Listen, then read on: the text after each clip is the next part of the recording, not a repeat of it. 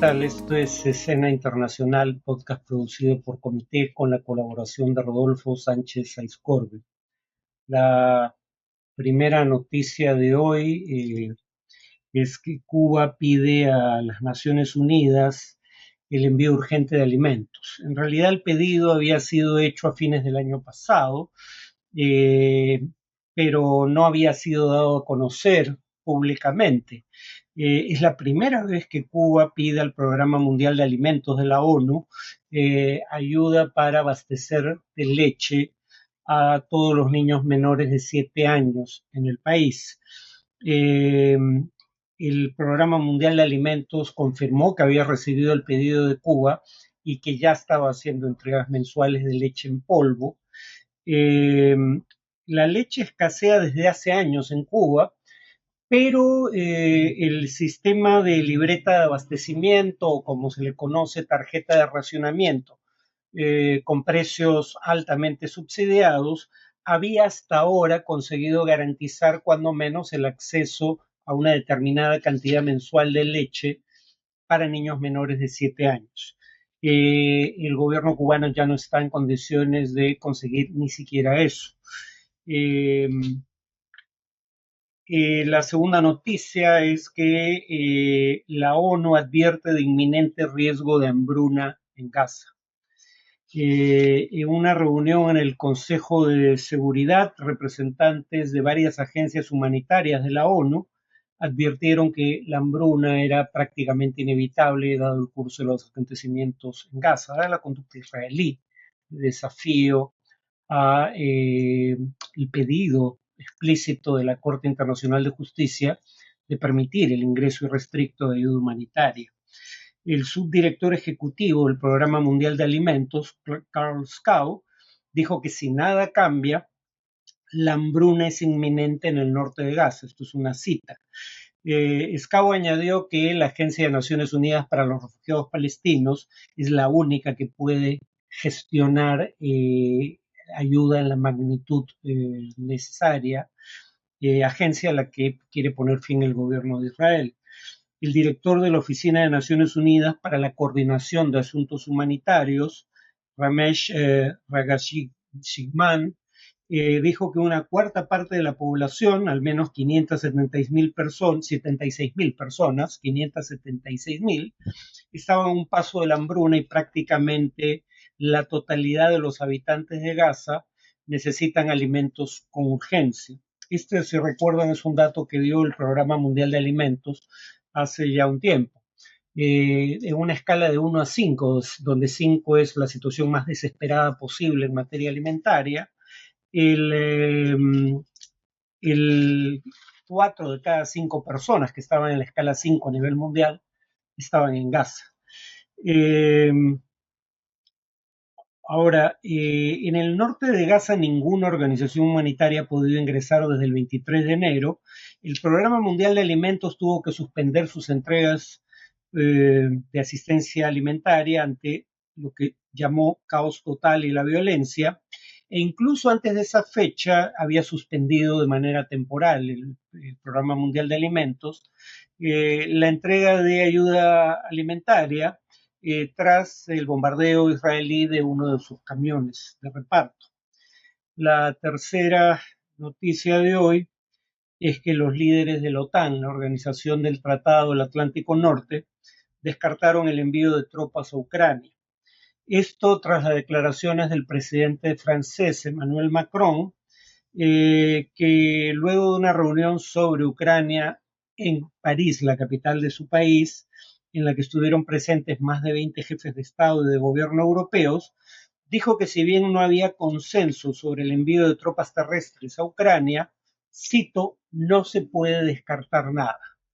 Y dijo que era necesario hacer todo lo posible para evitar que Rusia gane la guerra por el bien de la seguridad y la estabilidad de Europa. Eh, la, las expresiones de Macron generaron una, digamos, generalizada expresión de desacuerdo por parte de líderes europeos y estadounidenses. El canciller alemán, por ejemplo, Olaf Scholz, dijo lo siguiente: textualmente, una cosa está clara, no habrá tropas terrestres de los estados europeos ni de la OTAN.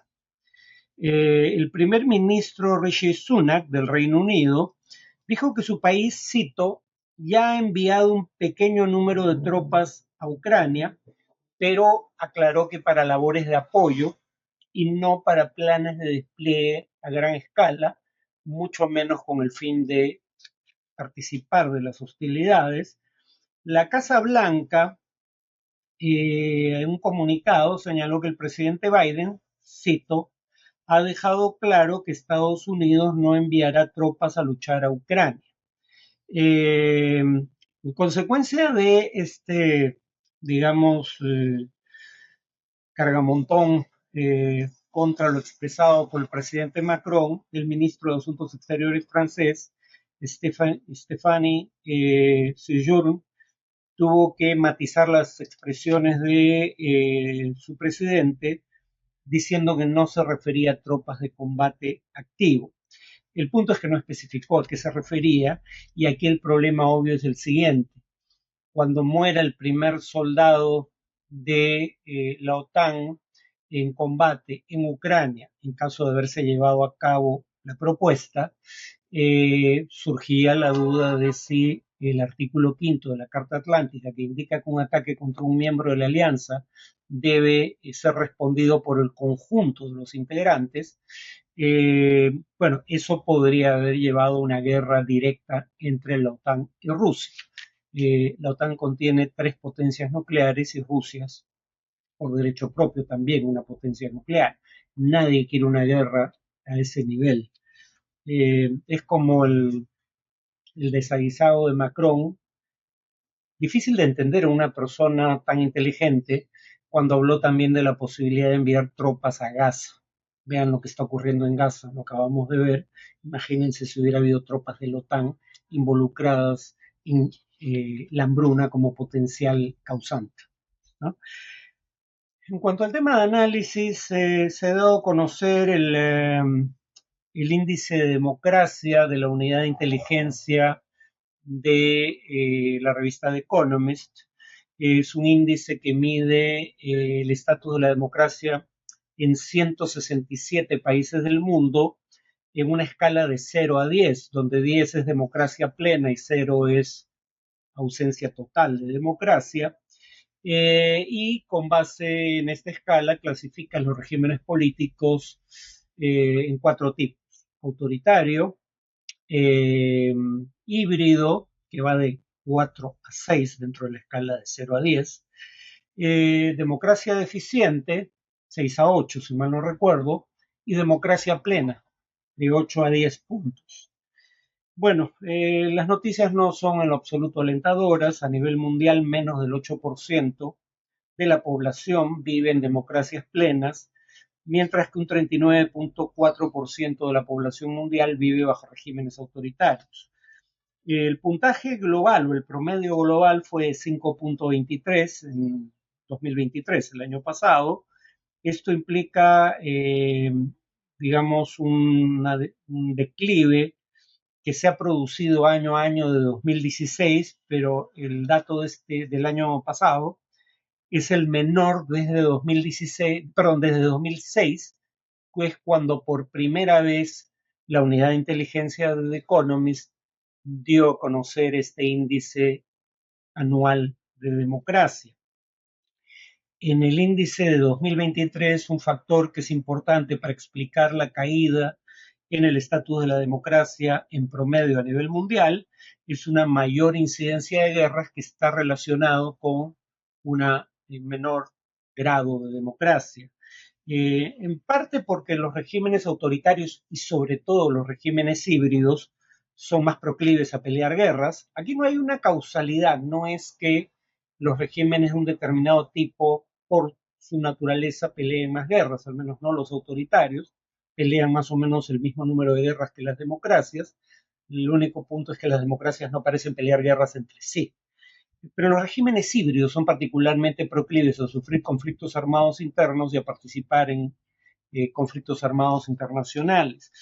Entonces, más de estos regímenes auguraría más guerras, y a su vez las guerras suelen ser el contexto donde, sea por razones de seguridad, sea como un mero pretexto, se restringen derechos civiles y políticos en aras de preservar presumiblemente la seguridad del Estado en tiempos de guerra. Ahora, dije que entre 4 y 6 están los regímenes híbridos. Cuando vimos el informe anterior del año 2022, pero que se da a conocer a inicios del 2023, el informe de 2023 se da a conocer a inicios de este año. Bueno, el año 2022 el Perú por primera vez cayó a la condición de régimen híbrido, con un puntaje de 5.92, o sea, en el umbral de una democracia deficiente, pero ya no lo éramos. De hecho, habíamos sido catalogados como democracia deficiente desde 2006 hasta 2021. 2022 por primera vez caemos a la condición de régimen híbrido. Y hubo un debate, esto lo mencionamos en un podcast anterior, hubo un debate sobre por qué habíamos bajado de categoría. Entre sectores conservadores se quiso decir que la culpa era exclusivamente de la gestión de Pedro Castillo, y la prueba de que quienes decían esto no habían leído el informe es que por esa única vez había un recuadro explicativo del caso peruano específicamente. Normalmente se dan los puntajes sin explicar eh, por qué algunos países caen en su puntaje o suben, dependiendo del caso. Pero en el caso peruano el año pasado sí hubo un recuadro explicativo que nunca se citaba. Y ese recuadro efectivamente culpa a Pedro Castillo en parte del, de- digamos, del deterioro del estatus de la democracia en el Perú.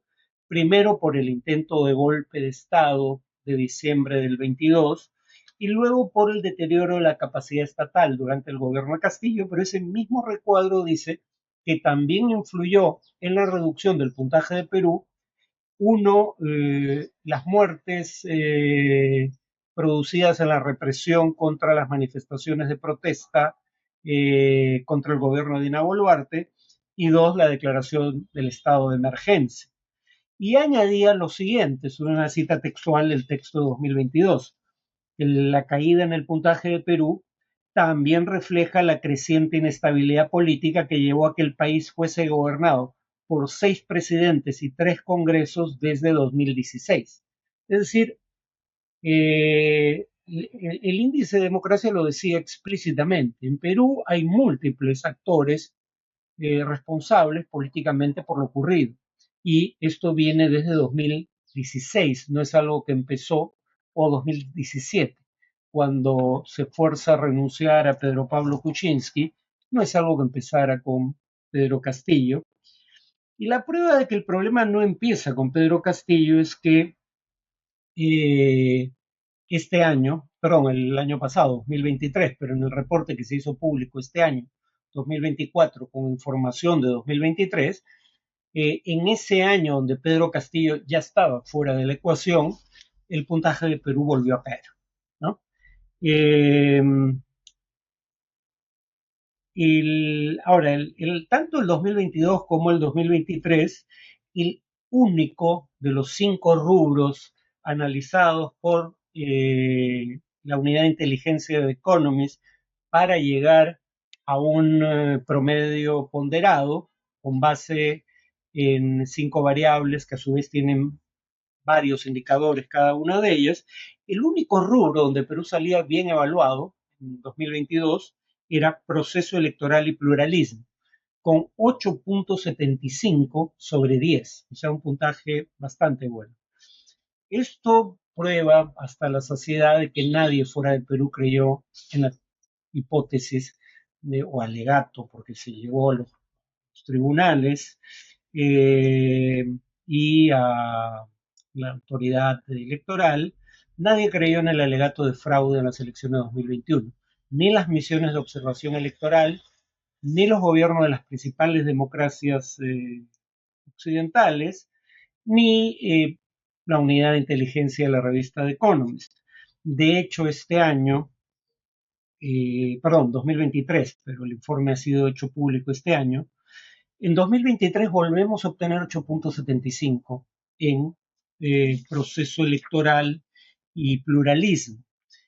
Pero sí, como parece probable, que el actual Congreso continúa con sus esfuerzos por controlar la Junta Nacional de Justicia y el Jurado Nacional de Elecciones, les garantizo que nuestro puntaje no solo va a seguir cayendo, sino que la caída va a ser bastante más abrupta que la que ha habido entre 2022 y 2023, porque en ese plazo caímos de 5,92 a 5 en 2022 a 5,81 en 2023, una caída bastante leve, eh, básicamente por una caída en participación política, que no se explica en el documento. En las otras cuatro variables, nuestro puntaje es el mismo que en 2022. Ahora, mal de muchos consuelo de tontos, dice el dicho, pero en América Latina el estatus de la democracia, no solo en el Perú, ha caído en promedio por octavo año consecutivo, de 5,79 en 2022 a 5,68 en 2023, o sea, estamos por encima de la media. Sin embargo, en una región como América Latina y el Caribe, que es la que más ha visto menguar el estatus de su democracia, según el índice en mención, en todo el mundo. En El Salvador, caso que relieva el informe, el puntaje en el índice de democracia del país cayó por cuarto año consecutivo, es decir, durante todo el gobierno de Nayib Bukele, y 2023 fue el segundo año consecutivo en que El Salvador fue el país con una mayor caída en su puntaje en el índice de democracia en América Latina y el Caribe. En 2022 la caída de El Salvador solo había superado a nivel mundial, solo había sido superada, perdón, a nivel mundial por Rusia, Burkina Faso y Haití. Ahí se menciona también un hecho que creo puede terminar siendo caldo de cultivo para el crecimiento de alternativas autoritarias en el plano electoral, y es el hecho que una encuesta de Ipsos en 29 países encontró que 6 de los 29 países, 6 de los 10 países dentro del total de 29 encuestados, en donde el crimen era la principal preocupación, eran países latinoamericanos, y que el país donde más gente mostraba preocupación por el crimen, o decía que el crimen era su principal preocupación, era Chile, con 64%.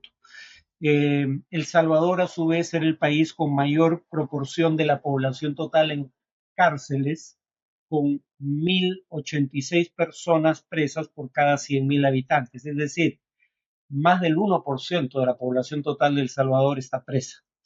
Eh, Ahora, la revista concluye diciendo que si bien más de la mitad de la población mundial acudirá a elecciones este año, 2024, en 70 países, solo 43 de esas elecciones calificarían como elecciones libres y justas. Es decir, el resto, muy probablemente, el resultado esté cantado de antemano. Bueno, eso es todo por hoy. Nos vemos en el siguiente podcast.